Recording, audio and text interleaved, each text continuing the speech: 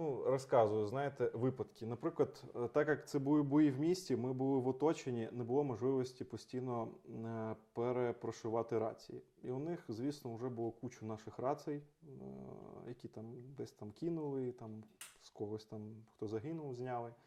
І вони слухали, що відбувається взагалі.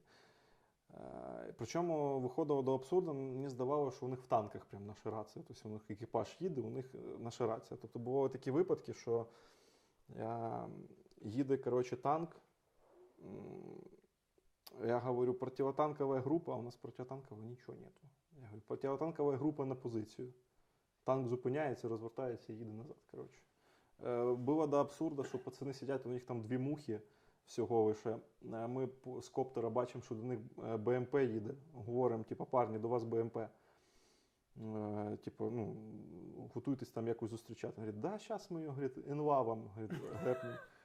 Я говорю, а не жирно, типа, ну що думаю, звідки в них інвав? Говорю, а не жирно інвав на БМП, типа, ну ми їх для танків берегли.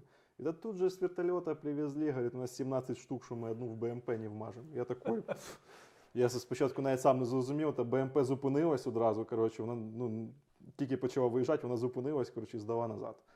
То був ще забавніший випадок, це вже, ну, парні розповідали, що була школа в сірій зоні.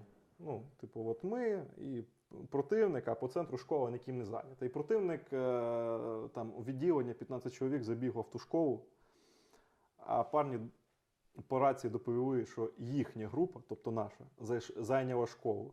А у них там комунікації, у них між собою не було. І вони, коротше, градами по той школі влупили. Тобто у них там свої сидять, і вони градами самі відпрацьовують свою школу.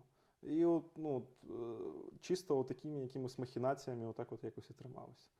Реально, я інколи сам не розумів. У нас реально були просто, ну, автоматики, кулеметики, якісь там радянські гранатомети. Інколи, да, бувало, там, могли вицепити якийсь НЛАВ, у них і корабельна артилерія, і авіація, і кучу піхоти.